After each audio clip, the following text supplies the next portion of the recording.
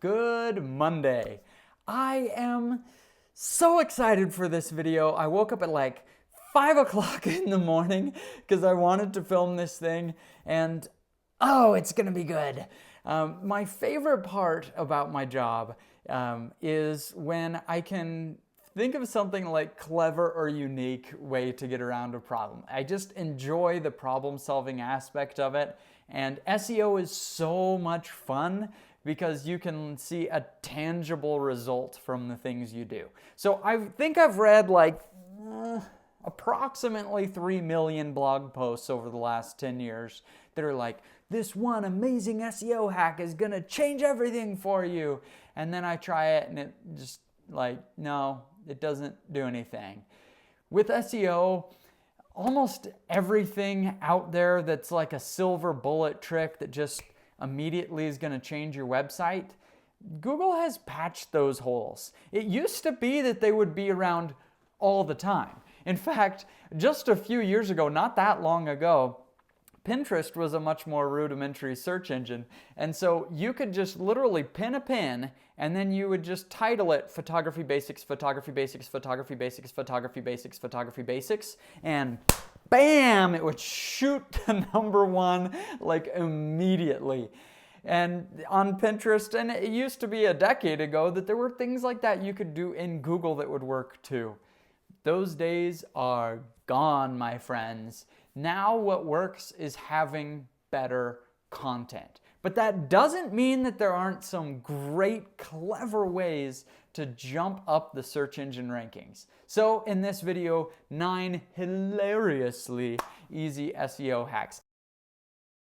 I know it's a little clickbaity on the title today, but they actually are easy, and I think it's hilarious when you can think of a cool, clever hack to get you up to number one. So let's start with number one. All right, so a few years, where is it? Darn it. Here it is. This is it. This is the Yongnuo YN560 version 4. It's a very popular device among still photographers, and I love it, but it's a pain in the butt to learn how to use one of these things. You have to like press multiple buttons at the same time to get it to do anything. And so I thought, what if I write my own manual for the YN560 version 4 and put it out there online? Maybe it would help people to actually be able to use these things and I could get a lot of traffic from it. But how in the world am I going to rank for YN564 manual above the actual YN560 version 4 manual? That's incredibly hard to do. I mean, they have the domain name yongnuo.com. Theirs is the actual manual. That's a tall order. And so I looked and I tried to find what would be the perfect title for this blog post. And I stumbled upon an idea for a title that has worked so incredibly well. I've used it on other blog posts, and it's just gold. It's also how WikiHow ranks so well for so many terms. Here it is. If you just Google YN560 version 4 manual, you'll see I rank number one for it. And what I did is I used the title YN560 version 4 manual, a helpful illustrated guide. Because what happens when you're actually searching for a manual? It's not helpful, and there usually aren't clear pictures on what's happening. Just that title. I mean, the content of the post was good. It's not super long, but it had helpful pictures. And with a title like that, even if you rank number 2 or 3, Google uses as a ranking signal the click-through rate on that SERP. And so enough people say, yes, finally, that's what I want, that eventually it shoots to number 1. I really feel like it was the title, something so easy to do, that brought that title up. So think about how you can use a helpful illustrated guide in your blog posts. And also look at WikiHow. This is how they're ranking so well. So often they have pretty short posts with great illustrations for them on step-by-step kind of content, and it shoots them to number 1 when you can have, a step-by-step illustrated guide. That's what they write in kind of parentheses at like the end of all their blog posts. It's gold. And this hilariously easy hack alone brought 17,000 people almost to my blog in the last year. That is an epic result. Numero dos. All right, this one is pretty cool because usually when I'm doing my search analysis, I'm thinking, what are people searching on Google? And then I'm trying to write content about that. But that can lead me to forget the search that's also on my website. Almost every WordPress theme is going to have a search function. And if you have a large website where people feel confident that the content is there and they're just not sure how to find it, they'll use that search function. And so if you go into your Google Analytics and search by content, and you just search $s equals or just question mark, you'll get a list of results of pages that people have searched for their keywords. And so I went to camperreport.com, one of our successful niche websites. Well, it's not, see, I hate niche website. It's more just site. I don't care, authority site, niche site, it's such a weird distinct, it's a website. Anyway, I search that and I see that a lot of people every month are searching for just generator on there. We don't have many posts on generators on the website, and those are incredible affiliate products. They're worth a lot of money because they cost like $2,000 and people buy them pretty regularly. And so that's a huge missed opportunity, and it's one that I found right there. It's not necessarily search engine hacks. I guess it is a search engine hack because it is on your website. It's a search engine hack. Number 3, we're going back to English this time. All right, this one is really simple and it's a pretty epic trick. So if you have a website that's older, even just over 1 year old, see, it's great when you have the date on your post during that year. But as soon as a year has passed, suddenly it's not so great to have the date on your post anymore because it just makes your content look old. To people that search it, it's prominently displayed on the SERP. It says what date the post was published, and also just to Google, saying that this is an old post.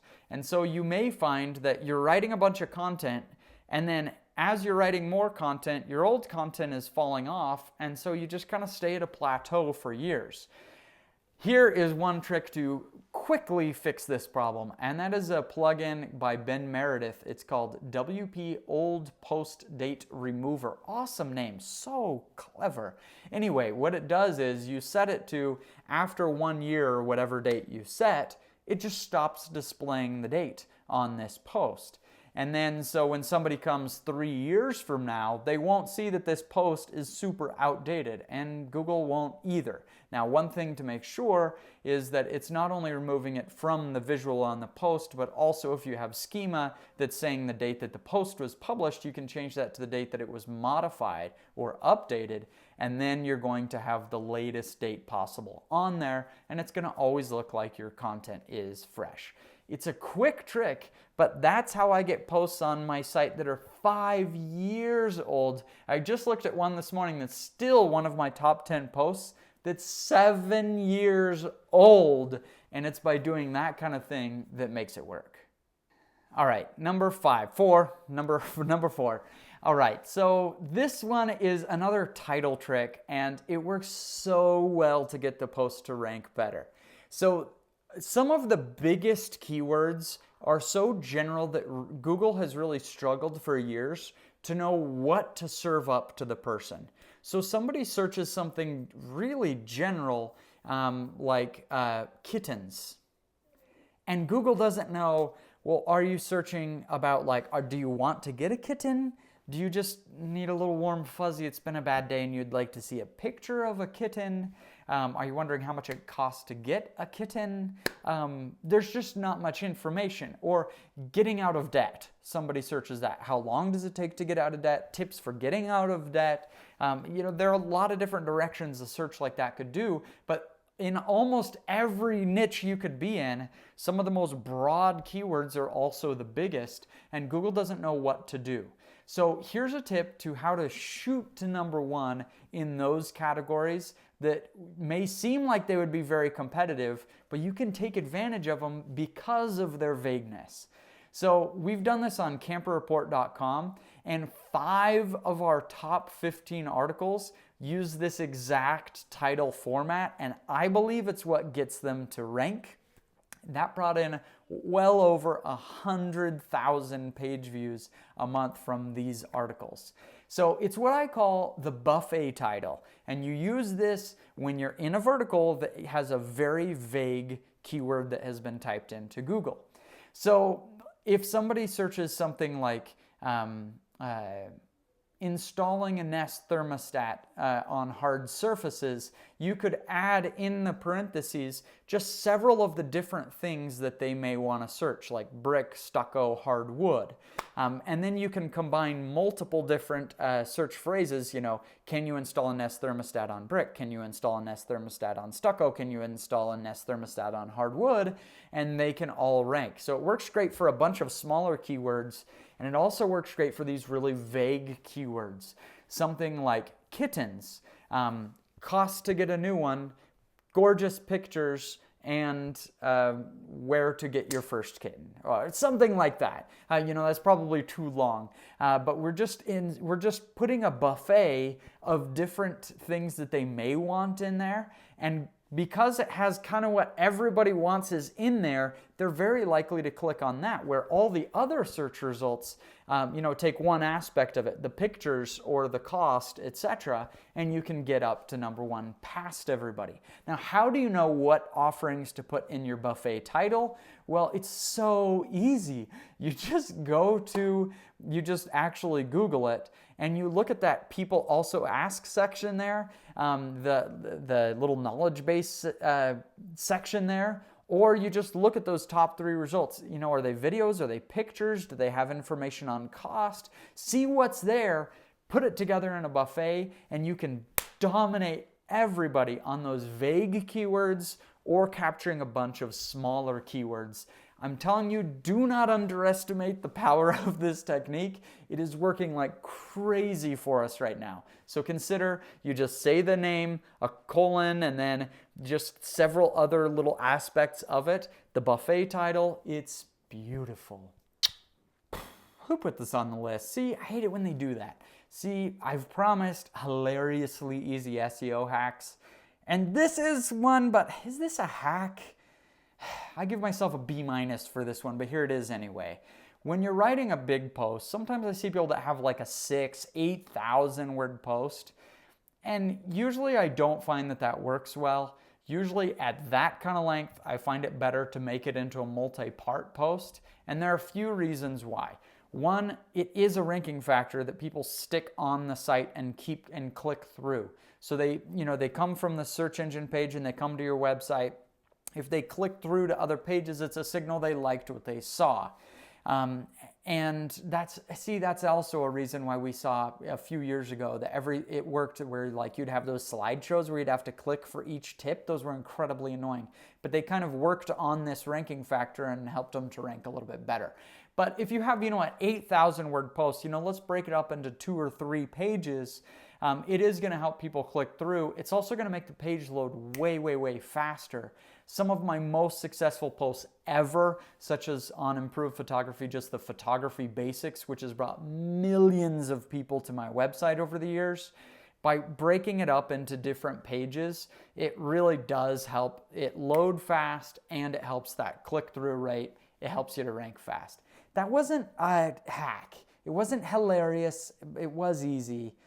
All right, number 6. So this is a hack that's working really well for us and is deceptively simple and easy to implement. So when you're writing about really specific questions, something like, can you install a Nest Video doorbell on a stucco house? It's a hard surface. People are wondering if they can do it. Well, I used to format a lot of those posts as questions, and what I've seen in my analytics is those posts just weren't ranking as well. And I started to dive into why that is. And I think the answer is simple. It's because of semantic search. When I format it as a question, it's just laser focused on just that one result, which can work sometimes. But if I format it instead with something like installing a Nest Video doorbell on hard surfaces, stucco, brick, etc., because semantic search knows that I do have the content in there and it's just about as good, brick or stucco, it's really the same question. And by including those more, I get a wider variety of specific searches that apply to my article, and people feel like it's more applicable to them. And so we're just getting much better results. These response posts can bring in great traffic, but you want to be able to grab these adjacent searches. So by switching from formatting it as a question to just the topic as more of a statement, or something like 9 tips for installing a Nest Video doorbell on hard surfaces, we're finding that it works really well, and we can trust Google to find semantic similar searches that we also apply to. All right, last hack is one that I want you to go back to another video for. I called it something like ranking on Google in 3 hours and 46 minutes. And this post was really, I think it was interesting because what I did is I wrote on a kind of a nonsense topic. What dirt bike does Dwight Schrute ride? And I was able to rank on Google in 3 hours and 46 minutes, ranked number 1. Now, the reason that this is interesting is because obviously that's going to bring in no traffic whatsoever, right? Because it's so specific that just nobody searches that. There's no reason to search that. But what it does teach us is the value of something that we have talked about for years that I think way too many bloggers do not know about. And that is you have to start your website with small posts and work up to the bigger ones. So you read statistics about how longer blog posts typically rank better, and we totally believe in that. It works great. But our 3,000 word posts take a long time to produce, and we can hit bigger keywords with them. So we're writing these short 1,350 word posts on average that we call response posts that just laser focus on these little specific questions. And what we've found with building many, many websites is it launches them so quickly because it gets credibility with Google very fast. Now, if it's something as teeny as what dirt bike does Dwight Schrute ride, okay, fine, you can rank number 1, but it has no purpose. We're looking for something bigger than that, but still that has very, very low competition. Something like I don't know, so something very specific, how to fix the Kickstarter on a Honda TTR 230, whatever, that's a Yamaha. So something really specific, and it just launches the site because you've gained credibility with Google really, really fast. Usually we find these response posts are ranking more quickly, but generally on average it's going to take 35 weeks for a post to get to 95% of its top ranking on Google. And so this is a way to hack that time and rank your site as quickly as possible by starting with the small topics. Thanks everybody for joining us in this video with 7 clever, hilariously easy SEO hacks. Now go put it to good use and start bringing in the cash. Thanks everybody.